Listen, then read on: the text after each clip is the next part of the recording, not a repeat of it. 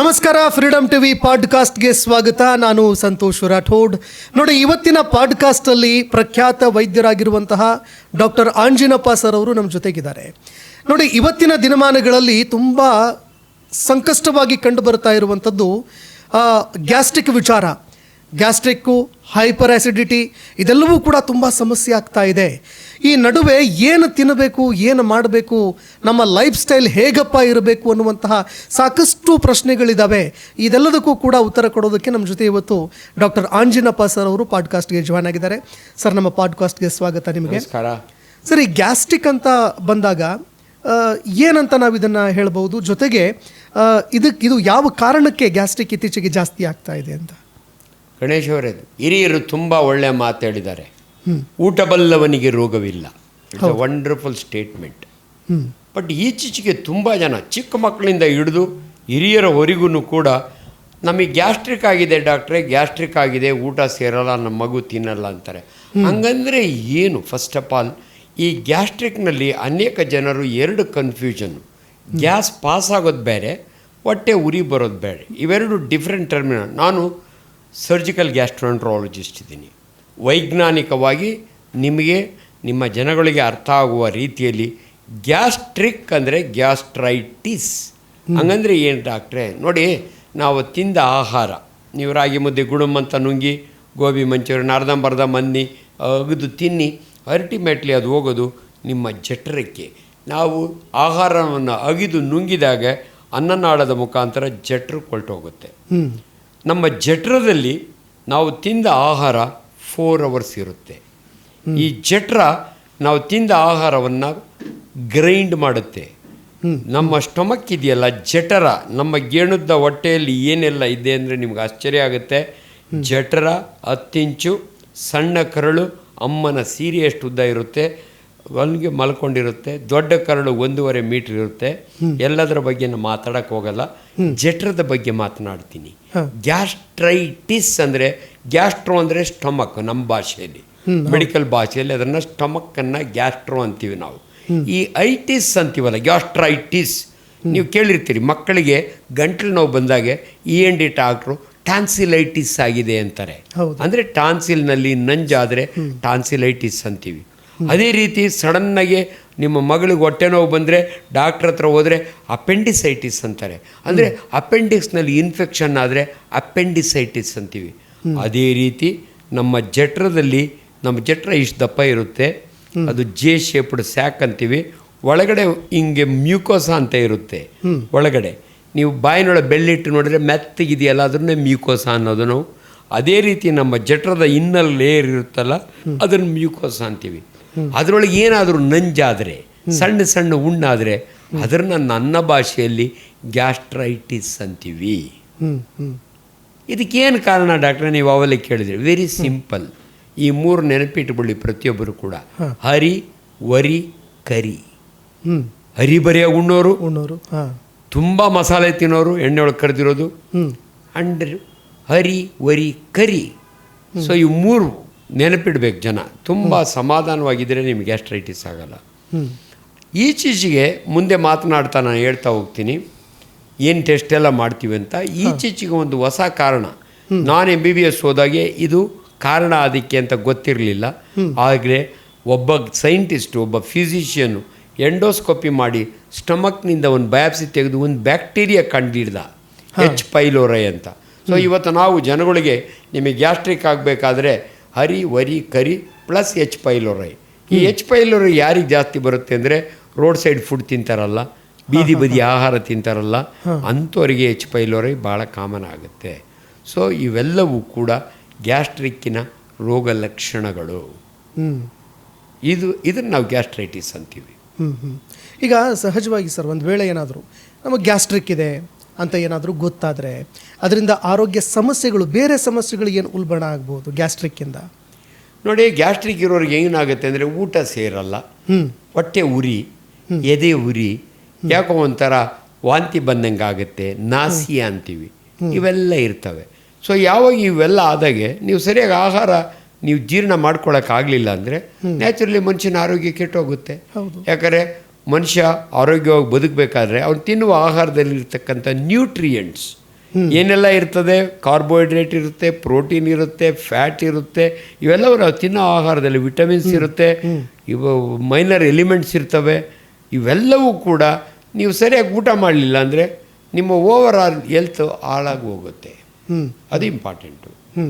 ಈಗ ಒಂದು ವೇಳೆ ನಮಗೆ ಗ್ಯಾಸ್ಟ್ರಿಕ್ ಇದೆ ಅಂತ ಗೊತ್ತಾದರೆ ಸರ್, ಇದನ್ನು ಯಾವ ರೀತಿಯಾಗಿ ನಾವು ಟ್ರೀಟ್ಮೆಂಟ್ ಪಡ್ಕೊಳ್ಳೋದಕ್ಕೆ ಮುಂದಾಗಬೇಕು? ನೋಡಿ, ಗ್ಯಾಸ್ಟ್ರಿಕ್ಕು ಯಾವ ವಯಸ್ಸಿನವ್ರಿಗೆ ಇರುತ್ತೆ ಅಂದರೆ ಚಿಕ್ಕ ವಯಸ್ಸಿನಿಂದ ಹಿಡಿದು ಎಲ್ರಿಗೂ ಇರುತ್ತೆ.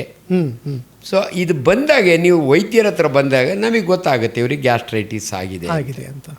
ಬಟ್ ಒಂದು ಈಚೀಚೆಗೆ ಒಂದು ತಪಾಸಣೆ, ಒಂದು ಇನ್ವೆಸ್ಟಿಗೇಷನ್ ಅಂತೀವಿ. ಪ್ರತಿಯೊಬ್ಬರಿಗೂ ಕೂಡ ಅಟ್ಲೀಸ್ಟ್ ಒಂದು ಸಾರಿ ಎಂಡೋಸ್ಕೋಪಿ ಅಂತೀವಿ ನಾವು. ಇದನ್ನು ಪೈಪ್ ಹಾಕಿ ಕ್ಯಾಮ್ರಾ ಬಿಟ್ಟು ನಿಮ್ಮ ಜಠರದ ಒಳಗಡೆ ಉಣ್ಣಿದೆಯಾ, ಸಣ್ಣ ಸಣ್ಣ ಉಣ್ಣಿದೆಯಾ. ಯಾಕಂದರೆ ಗ್ಯಾಸ್ಟ್ರೈಟಿಸಿನ ನೆಕ್ಸ್ಟ್ ಸ್ಟೇಜು ಅಲ್ಸರ್ ಅಂತೀವಿ ನಾವು. ಡಿಯೋಡಿನಲ್ ಅಲ್ಸರ್ ಅಥವಾ ಪೆಪ್ಟಿಕ್ ಅಲ್ಸರ್ ಅಥವಾ ಗ್ಯಾಸ್ಟ್ರಿಕ್ ಅಲ್ಸರ್ ಅಂತೀವಿ. ಈಗ 7-8 ವರ್ಷ ಗ್ಯಾಸ್ಟ್ರೈಟಿಸ್ನ ಹಂಗೆ ನೀವೇ ಮ್ಯಾನೇಜ್ ಮಾಡ್ಕೊಳ್ತಾ ಇದ್ದರೆ ಒಂದು ಫೈನ್ ಡೇ ನಾನು ಎಂಡೋಸ್ಕೋಪಿ ಮಾಡಿದರೆ ನಿಮ್ಮ ಸ್ಟಮಕ್ನಲ್ಲಿ ಬಿಗ್ ಅಲ್ಸರ್ ಇರುತ್ತೆ ಅಥವಾ ಅಲ್ಸರ್ ಕ್ಯಾನ್ಸರ್ ಇರುತ್ತೆ. ಸೊ ಇವೆಲ್ಲವೂ ಇರೋದರಿಂದ ದಯವಿಟ್ಟು ಗ್ಯಾಸ್ಟ್ರಿಕ್ ಇರೋರು ನಮ್ಮ ಹತ್ರ ಬಂದು ತಪಾಸಣೆ ಮಾಡಿಸ್ಕೊಂಡು ಒಂದು ಎಂಡೋಸ್ಕೋಪಿ ಮಾಡಿಸ್ಕೊಳ್ಳಿ ಅಂತ ಹೇಳ್ತೀವಿ. ಸೊ ಅದಕ್ಕೆ ಸೂಟಬಲ್ ಟ್ರೀಟ್ಮೆಂಟ್ ಇದೆ, ಅದು ಇಂಪಾರ್ಟೆಂಟು. ಸೊ ನಾವು ಡಯಾಗ್ನೋಸ್ ಮಾಡಿದ ಮೇಲೆ ನಿಮ್ಗೇನು ಟ್ರೀಟ್ಮೆಂಟ್ ಕೊಡಬೇಕು ಅಂತ ಇಂಪಾರ್ಟೆಂಟು. ಸೊ ಭಾಳ ಜನಕ್ಕೆ ಗೊತ್ತು, ಇಲ್ಲ ಡಾಕ್ಟ್ರೇ ನಾನು ಅಲ್ಲಿ ಮೆಡಿಕಲ್ ಶಾಪ್ನಾಗ ಹೋಗಿ ರ್ಯಾನಿಟಿಡಿನ್ ತೊಗೊಂಡೆ, ಪ್ಯಾಂಟೋಪ್ರೊಸೋಲ್ ತೊಗೊಂಡೆ, ಪ್ಯಾಂಡಿ ತೊಗೊಂಡೆ ಅಂತಾರೆ. ದಯವಿಟ್ಟು ಈ ವಿಚಾರದಲ್ಲಿ ಸೆಲ್ಫ್ ಮೆಡಿಕೇಶನ್ ಇಸ್ ಡೇಂಜರಸ್. ನೀವೇ ತಿನ್ಕೊಂಡು ಸುಮ್ಮನೆ ಇರಬೇಡಿ. ಇದರ ಕಾಂಪ್ಲಿಕೇಶನ್ಸ್ ಏನು ಅಂತ ನಮಗೆ ಗೊತ್ತಿರುತ್ತೆ. ಇವಾಗ ನಿಮ್ಗೆ H. ಪೈಲೋರಿ ಇತ್ತು ಅಂದರೆ ಆ ಬ್ಯಾಕ್ಟೀರಿಯಾನ ಎರಾಡಿಕೇಟ್ ಮಾಡಬೇಕು ಅಂದರೆ HP ಕಿಟ್ ಅಂತ ಮಾತ್ರೆ ಬರುತ್ತೆ. ಅದು ತೊಗೊಂಡ್ರೇ ಆ ಬ್ಯಾಕ್ಟೀರಿಯಾ ಹೋಗೋದು. ಸೊ ಆದ್ದರಿಂದ ದಯವಿಟ್ಟು ನೀವು ಗ್ಯಾಸ್ಟ್ರಿಕ್ ವಿಚಾರದಲ್ಲಿ ಸೆಲ್ಫ್ ಡಯಾಗ್ನೋಸ್ ಮಾಡ್ಕೋಬೇಡಿ. ಕೆಲವರಿಗೆ ತೇಕ್ ಬರ್ತಾ ಇರುತ್ತೆ, ಯಾವಾಗಲೂ ಉಳಿ ತೇಕು ಡಾಕ್ಟ್ರೆ, ಬಾಯೆಲ್ಲ ಸ್ಮೆಲ್ಲು ಡಾಕ್ಟ್ರೆ. ಇದಕ್ಕೆಲ್ಲ ಕಾರಣ ನಿಮ್ಮ ಹೊಟ್ಟೆ ಒಳಗಿರೋ ಆ್ಯಸಿಡು ರಿಫ್ಲೆಕ್ಸ್ ಆಗುವಂಥದ್ದು ಮೇಲಕ್ಕೆ ಬರ್ತದೆ. ಸೊ ಅದನ್ನು ಅವಾಯ್ಡ್ ಮಾಡಬೇಕು ಅಂದರೆ ನೀವು ದಯವಿಟ್ಟು ಅವಾಯ್ಡ್ ಮಾಡಬೇಕು ಅಂದರೆ ಭಾಳ ಇಂಪಾರ್ಟೆಂಟು. ನೋಡಿ, ಇಲ್ಲೊಂದು ಮಾತು ಹೇಳ್ತೀನಿ ನಾನು, ನಿಮಗೆ ಗ್ಯಾಸ್ಟ್ರಿಕ್ ಆಗಬಾರ್ದು ಅಂದರೆ ಫಸ್ಟು ಬ್ರೇಕ್ಫಾಸ್ಟ್, ನಮ್ಮ ಭಾಷೆಯಲ್ಲಿ ತಿಂಡಿ ಅಂತೀವಿ, ಟಿಫನ್ ಅಂತೀವಿ. ಯಾರು 10 ಗಂಟೆವರೆಗೂ ಏನೂ ತಿನ್ನಲ್ವೋ ಅಂಥವ್ರಿಗೆ ಗ್ಯಾಸ್ಟ್ರಿಕ್ ಜಾಸ್ತಿ ಆಗುತ್ತೆ. ಯಾಕೆ ಅಂದರೆ ನಾವು ತಿಂದ ಆಹಾರ 4 ಅವರ್ಸಿಗೆ ಎಂಟಿ ಆಗುತ್ತೆ. ರಾತ್ರಿ ನೀವು ಊಟ ಮಾಡಿ ಮಲ್ಕೊಳ್ತೀರಿ, ಬೆಳಗ್ಗೆ ಎದ್ದೋಳು ಅಷ್ಟೊಂದು ನಿಮ್ಮ ಸ್ಟಮಕ್ ಖಾಲಿ ಇರುತ್ತೆ. ನಿಮ್ಮ ಸ್ಟಮಕ್ ಒಳಗೆ ಆ್ಯಸಿಡ್ ಇರುತ್ತೆ, ಅದು ಬರ್ನ್ ಮಾಡ್ತಾ ಇರುತ್ತೆ. ಆಫ್ಕೋರ್ಸ್ ಮ್ಯೂಕಸ್ ಇರುತ್ತೆ. ನೀವೇನಾದರೂ 9 ಗಂಟೆ ಒಳಗೆ ನಿಮ್ಮ ಸ್ಟಮಕ್ ಒಳಗೆ ಏನನ್ನ ಹಾಕಲಿಲ್ಲ ಅಂದರೆ ನಿಮಗೆ ಗ್ಯಾಸ್ಟ್ರೈಟಿಸ್ ಆಗುತ್ತೆ. ಆ ಸಮಯದಲ್ಲಿ ಪರ್ಟಿಕ್ಯುಲರ್ ಹೆಣ್ಮಕ್ಳಿಗೆ ತುಂಬ ಬ್ಯುಸಿ ಇರ್ತಾರೆ, ಮಕ್ಕಳನ್ನ ರೆಡಿ ಮಾಡಬೇಕು, ಯಜಮಾನರ ರೆಡಿ ಮಾಡಬೇಕು, ಇವರೇನು ತಿನ್ನಲ್ಲ. ಆ ಟೈಮ್ನ ತಲೆನೋವು ಶುರುವಾಗುತ್ತೆ. ಕೆಲಸದಾಕೇನು ಕಳಿಸಿ ಅಂಗಡಿಯಿಂದ ಒಂದು ಸಾರಿಡಾನೋ ಆಕ್ಷನ್ 500 ಡಾಟೋ ತರಿಸಿ ನುಂಗ್ತಾರೆ. ಅದು ಹೊಟ್ಟೆ ತಲೆನೋವು ಹೋಗುತ್ತೆ, ಹೊಟ್ಟೆ ನೋವು ಶುರುವಾಗುತ್ತೆ. ಇದು ಊದೋದು ಒದರೋದು ಬಂತು ಅಂತಾರೆ. ಅದರಿಂದ ನಿಮಗೆ ಮುಂದೆ ಭಾಳ ಪ್ರಾಬ್ಲಮ್ಗಳಾಗ್ತವೆ. ದಯವಿಟ್ಟು ಅನ್ನೆಸರಿ ಪೇಯ್ನ್ ಕಿಲ್ಲರ್ಸ್ ತೊಗೋಬೇಡಿ. ಸೊ ಕರೆಕ್ಟ್ ಆದ ಸಮಯದಲ್ಲಿ ಊಟ ಮಾಡಿ, ತಿಂಡಿ ತೊಗೊಂಡು, ಇದು ವೆರಿ ವೆರಿ ಇಂಪಾರ್ಟೆಂಟ್. ಈ ಗ್ಯಾಸ್ಟ್ರಿಕಲ್ಲಿ ಟೈಪ್ಸ್ ಎಷ್ಟು ಸರ್? ಜೊತೆಗೆ ಇದರ ಜೊತೆಗೆ ಟ್ರೀಟ್ಮೆಂಟ್ ಏನೇನು ಅವೈಲೇಬಲ್ ಇದೆ ಸದ್ಯಕ್ಕೆ? Very very important. ನಮ್ಮಲ್ಲಿ ಆ ಆಸಿಡನ್ನು ಕಡಿಮೆ ಮಾಡಲಿಕ್ಕೆ ಪ್ರೋಟಾನ್ ಪಂಪ್ ಇನಿಬಿಟಾರ್ಸ್ ಅಂತೀವಿ ನಾವು. ಬೇಕಾದಷ್ಟು ನೀವು ಪ್ಯಾಂಟೋಪ್ರೊಸೋಲ್, ಒಮೆಪ್ರೊಸೋಲ್, ರ್ಯಾನಿಟಿಡಿನ್, ಫ್ಯಾಮೋಟಿಡಿನ್ ಸಿರಪ್ಗಳು, ಡೈಜಿನ್ ಸಿರಪ್, ಸುಕ್ರೈನ್ ಸಿರಪ್ಪು, ಬೇಕಾದಷ್ಟು ಸಿರಪ್ಗಳಿದ್ದಾವೆ ಆಸಿಡ್ ಕಡಿಮೆ ಮಾಡಲಿಕ್ಕೆ. ಬಟ್ ಅನ್ಫಾರ್ಚುನೇಟ್ಲಿ ಇದರ ಕಾಂಪ್ಲಿಕೇಶನ್ ಏನಿದೆಯಲ್ಲ ಅದಕ್ಕೆ ಬೇರೆ ಟ್ರೀಟ್ಮೆಂಟ್ ಇರುತ್ತೆ. ಡಿಯೋಡಿನಲ್ ಅಲ್ಸರ್ ಆಗಿ ಅದು ತೂತೊಡಿಬೋದು. That becomes an emergency operation ನಮಗೆ. ಆಮೇಲೆ ಅನ್ನ ಆಹಾರ ಜಠರದಿಂದ ಆಚೆಗೆ ಹೋಗದಿರೋ ಬಂದಾಗ್ಬಿಡುತ್ತೆ. ಅದನ್ನು ನಾವು ಸ್ಟಿನೋಸಿಸ್ ಅಂತೀವಿ, ಅದಕ್ಕೂ ಆಪ್ರೇಷನ್ ಬೇಕಾಗುತ್ತೆ. ನಿಮ್ಮ ಅಲ್ಸರ್ ಕ್ಯಾನ್ಸರಿಗೆ ಟರ್ನ್ ಆಗಿಬಿಟ್ರೆ ಗ್ಯಾಸ್ಟ್ರಿಕ್ ಕ್ಯಾನ್ಸರ್ ಅಂತೀವಿ ನಾವು, ಕಾರ್ಸಿನೋಮ್ ಆಫ್ ದಿ ಸ್ಟೊಮಕ್ ಅಂತೀವಿ, ಅದಕ್ಕೆ ಬೇರೆ ಟ್ರೀಟ್ಮೆಂಟ್ ಆಗುತ್ತೆ. ಅಲ್ಟಿಮೇಟ್ಲಿ ಕಂಕ್ಲೂಡ್ ಮಾಡೋದಕ್ಕೆ ಮೊದಲು ಒಂದು ಹೇಳ್ತೀನಿ, ಡೋಂಟ್ ನೆಗ್ಲೆಕ್ಟ್ ಯುವರ್ ಗ್ಯಾಸ್ಟ್ರೈಟಿಸ್. ಕರೆಕ್ಟಾಗಿ ಟ್ರೀಟ್ಮೆಂಟ್ ತೊಗೊಳ್ಳಿ, ಅದರ ಕಾಂಪ್ಲಿಕೇಶನ್ಗೆ ಸಿಕ್ಕಾಕೋಬೇಡಿ, ಇದು ಇಂಪಾರ್ಟೆಂಟ್. ಮಧ್ಯದಲ್ಲಿ ಇನ್ನೊಂದು ಬಿಟ್ಟೆ ಸ್ಮೋಕಿಂಗ್ ಆ್ಯಂಡ್ ಆಲ್ಕೋಹಾಲ್, ಇವೆರಡೂ ಕೂಡ ಇಂಪಾರ್ಟೆಂಟ್. ಯಾರು ಸ್ಮೋಕ್ ಮಾಡ್ತಾರಲ್ಲ, ಯಾರು ಆಲ್ಕೋಹಾಲ್ ತೊಗೊಳ್ತಾರಲ್ಲ ಅವ್ರಿಗೆಲ್ಲ ಗ್ಯಾಸ್ಟ್ರಿಕ್ ಜಾಸ್ತಿ. ಹಸಿಮೆಣಸಿನ್ಕಾಯಿಂದ ಗ್ಯಾಸ್ಟ್ರಿಕ್ ಆಗಲ್ಲ, ತುಂಬ ಜನ ಕನ್ಫ್ಯೂಸ್ ಮಾಡ್ಕೋತಾರೆ. ಕಾಫಿ ಕುಡಿಯೋದ್ರಿಂದ ಗ್ಯಾಸ್ಟ್ರಿಕ್ ಆಗಲ್ಲ. ನೀವು ಏನು ಬೇಕಾದ್ರೂ ತಿನ್ನಿ, ಟೈಮ್ ಸರಿಯಾಗಿ ತಿನ್ನಿ. Smoking and alcohol must be avoided. ಈಗ ಕೊನೆಯದಾಗಿ ಸರ್ ನೋಡಿ, ನಾವು ಇತ್ತೀಚೆಗೆ ಈ ಸೆಲ್ಫ್ ಮೆಡಿಕೇಶನ್ ತುಂಬ ಜಾಸ್ತಿ ನೋಡ್ತಾ ಇದ್ದೀವಿ. ಏನೋ ಮೊಬೈಲಲ್ಲಿ ಸಿಕ್ಬಿಡುತ್ತೆ, ಟಕ್ ಅಂತ ಸರ್ಚ್ ಮಾಡೋದು, ಏನಾದರೂ ಸೈಡ್ ಎಫೆಕ್ಟ್ಸ್ ಇದೆಯಾ ಅಂತ ನೋಡ್ಕೊಂಬಿಡೋದು. ಏನು ಸೈಡ್ ಎಫೆಕ್ಟ್ಸೇ ಇಲ್ಲ ಮಾರಯ್ಯ, ಇದನ್ನು ತಗೊಂಡ್ಬಿಟ್ರೆ ಆರಾಮಾಗಿ ಹೆಲ್ದಿ ಆಗಿಬಿಡ್ತೀವಿ, ನಾವು ಡಾಕ್ಟ್ರ್ ಹತ್ರ ಹೋಗೋ ಅವಶ್ಯಕತೆನೇ ಇಲ್ಲ ಅಂತ ತುಂಬ ಜನ ಮನಗಂಡು ಅದನ್ನು ತಗೊಳ್ಳೋದಕ್ಕೆ ಅಂತ ಆರಂಭ ಮಾಡ್ತಾರೆ. ಆಮೇಲೆ ಗೊತ್ತಾಗೋದು ತುಂಬ ಕ್ರಿಟಿಕಲ್ ಸಿಚುವೇಶನಿಗೆ ಬಂದ ಮೇಲೆ ಆಸ್ಪತ್ರೆಗೆ ಬರೋ ಸಿಚುವೇಶನ್ಸ್ಗಳನ್ನ ಜಾಸ್ತಿ ನೋಡ್ತಾ ಇದ್ದೀವಿ ಇತ್ತೀಚೆಗೆ. ಇದಕ್ಕೆ ಯಾವ ರೀತಿ ಬ್ರೇಕ್ ಹಾಕ್ಬೋದು ಸರ್? ಫೈನಲಿ ಒಂದು ಒಳ್ಳೆ ಸ್ಟೇಟ್ಮೆಂಟ್ ಹೇಳ್ತೀನಿ ಒಬ್ಬ ಡಾಕ್ಟರ್ ಆಗಿ. Self medication is always dangerous. ನಿಮಗೆ ಗೊತ್ತಿಲ್ಲ ಯಾವ ಡ್ರಗ್ಗಿಗೆ ಏನು ಸೈಡ್ ಎಫೆಕ್ಟ್ ಇರುತ್ತೆ ಅಂತ. ಅದು ನನಗೆ ಗೊತ್ತಿರುತ್ತೆ, ಅದನ್ನು ನಾನು ಕೊಡಬೇಕಾದ್ರೆ ಹೆಂಗೆ ಕೊಡಬೇಕು ಅಂತ ನನಗೆ ಗೊತ್ತಿರುತ್ತೆ. ಈ ಸಮಯದಲ್ಲಿ ನಾನು ಓದಿದ್ದು ಬಳ್ಳಾರಿ ಒಳಗೆ MBBS. ಔಷಧಿಗಳ ಮಧ್ಯೆ ಕಲಾವಿದರು ಬೀಚಿ ಇದ್ರು ನಾವೆಲ್ಲ MBBS ಹೋದಾಗ. ಎಷ್ಟು ಚೆನ್ನಾಗಿ ಹೇಳಿದ್ದಾರೆ ಅಂದರೆ, ನೀವು ಅನ್ನೆಸರಿ ಡ್ರಗ್ಸ್ ತೊಗೋಬಾರ್ದು ಅನ್ನೋದಕ್ಕೆ, ಈವನ್ ಪ್ರಿಸ್ಕ್ರಿಬ್ಡ್ ಡ್ರಗ್ಸ್ನು ಕೂಡ ನೀವು ಕೇರ್ಫುಲ್ಲಾಗಿ ತೊಗೋಬೇಕು ಅನ್ನೋದಕ್ಕೆ ಎಷ್ಟು ಚೆನ್ನಾಗಿ ಹೇಳ್ತಾರೆ ಅಂದರೆ, ನೋಡಿ ನಿಮಗೆ ಕಾಯಿಲೆ ಬಂದಾಗೆ ಡಾಕ್ಟ್ರ್ ಹತ್ರ ಹೋಗಿ, ಯಾಕಂದರೆ ಡಾಕ್ಟ್ರು ಬದುಕಬೇಕಲ್ಲ, ನೀವು ಹೋದರೆ ತಾನೇ ಅವನಿಗೆ ಊಟ. ಅವ್ರು ಪಡೆಯೋ ಪ್ರಿಸ್ಕ್ರಿಪ್ಷನ್ನ ತೊಗೊಂಡು ಮೆಡಿಕಲ್ ಸ್ಟೋರ್ಗೆ ಹೋಗಿ ಕೊಂಡ್ಕೊಳ್ಳಿ, ಯಾಕಂದರೆ ಅವ್ನು ಬದುಕಬೇಕಲ್ಲ. ಮನೆಗೆ ಹೋಗ್ತಾ ದಾರಿಯಲ್ಲಿ ನೀವು ಕೊಂಡ್ಕೊಂಡ ಮೆಡಿಸನ್ನ ಮೋರಿಗೆ ಬಿಸಾಕಿ, ಯಾಕಂದರೆ ನೀವು ಬದುಕಬೇಕಲ್ಲ. ಎಷ್ಟು ಬ್ಯೂಟಿಫುಲ್ ಸ್ಟೇಟ್ಮೆಂಟ್ ಅಂದರೆ, ನೋ ಅನ್ನೆಸೆಸರಿ ಮೆಡಿಕೇಶನ್ಸ್. ಸೊ ಡಾಕ್ಟ್ರುಗಳು ಕೂಡ ಎಚ್ಚರ, don't unnecessary prescribe antibiotic, don't unnecessary prescribe pain killers. ಅದರಿಂದ ದಯವಿಟ್ಟು ನೀವು ನಿಮ್ಮ ಪೇಷಂಟನ್ನು ಆರೋಗ್ಯ ನಿಮ್ಮ ಕೈ ಅಂದರೆ ನಮ್ಮ ಕೈನಲ್ಲಿರುತ್ತೆ. So doctor should be careful.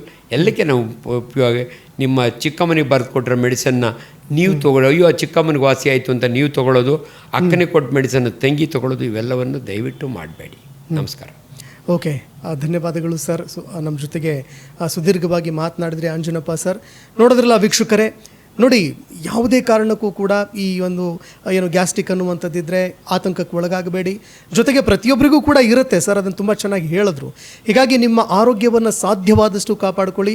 ಮನೆಯಲ್ಲಿ ಇರುವಂತಹ ಮಹಿಳೆಯರು ಊಟದ ಬಗ್ಗೆ ಸ್ವಲ್ಪ ಜಾಸ್ತಿ ಗಮನ ಕೊಡಿ, ಯಾಕಂದರೆ ಇಡೀ ಕುಟುಂಬದ ಆರೋಗ್ಯದ ಜವಾಬ್ದಾರಿ ತಾಯಂದಿರ ಮೇಲೆ ಇರುತ್ತೆ ಅಂತ ಹೇಳಿದರೂ ಕೂಡ ತಪ್ಪಾಗಲಿಕ್ಕಿಲ್ಲ.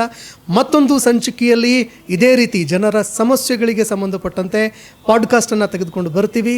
ಅಲ್ಲಿವರೆಗೂ ನಮಸ್ಕಾರ.